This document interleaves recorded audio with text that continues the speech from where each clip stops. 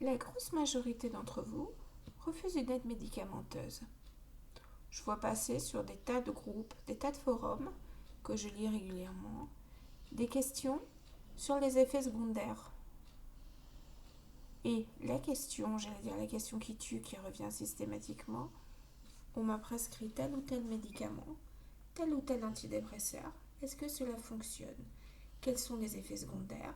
De quels effets secondaires avez-vous souffert? Il va falloir vous remettre un tout petit peu les idées en place. Chacune et chacun étant différent, vous aurez Pierre qui aura eu beaucoup d'effets secondaires, Jacques qui n'en aura pas eu. Donc, sortir de votre mal-être, c'est aussi arrêter de vous renseigner sur les pseudo ou potentiels effets secondaires et de faire confiance à la personne qui vous a prescrit le traitement. Donc, on va se poser la question de savoir si on doit avoir peur des antidépresseurs. L'efficacité des antidépresseurs sur les symptômes émotionnels dépressifs ou anxieux est, quoi que vous en pensiez, réelle. Les personnes qui ont un besoin d'aide hésitent souvent à aller voir un psychiatre. Lorsqu'on est dépressif, on se replie sur soi. On considère que c'est notre faute si on va mal. Et on n'ose ni chercher de l'aide, ni consulter. En cas de dépression caractérisée, c'est-à-dire une dépression au long cours, qui dure depuis longtemps, l'étape des antidépresseurs est, quoi que vous en lisiez encore une fois sur les réseaux sociaux, forums ou groupes, indispensable. Ce n'est pas la peine d'entamer une psychothérapie si vous n'êtes pas prêt ou prête à en bénéficier. Ne pas se faire aider ni soigner, je suis tout à fait d'accord avec vous que c'est votre libre arbitre.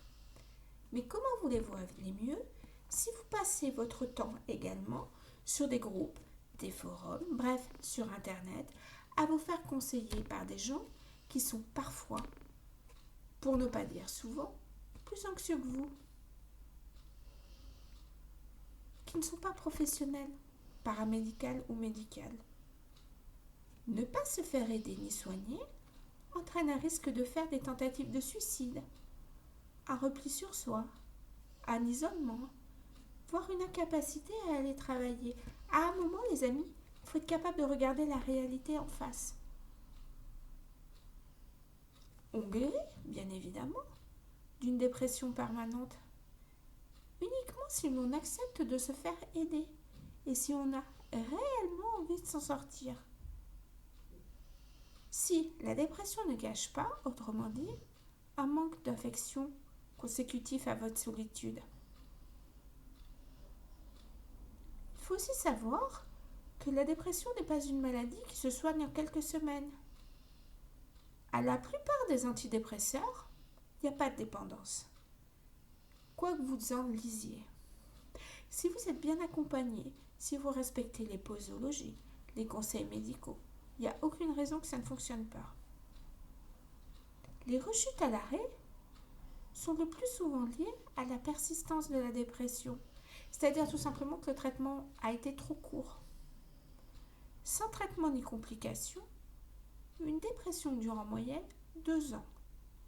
Les antidépresseurs permettent simplement de réduire cette durée et de vous faire travailler, affronter, travailler sur vous-même de façon beaucoup plus efficace.